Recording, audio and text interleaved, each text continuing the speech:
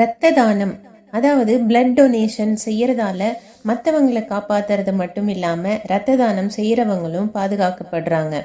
இரத்த தானம் பண்ணா இயற்கையாகவே நம்ம உடம்புல ரத்தம் புதுசா உற்பத்தி ஆயிடும். மாரடைப்புன்னு சொல்லக்கூடிய ஹார்ட் அட்டாக் வர்றதுக்கான சான்சஸ் ரொம்ப கம்மின்னு ரிசர்ச்சில் கண்டுபிடிச்சிருக்காங்க.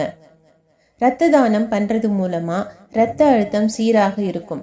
இதனால பலவிதமான நோய்கள் வராமல் தடுக்கப்படுது.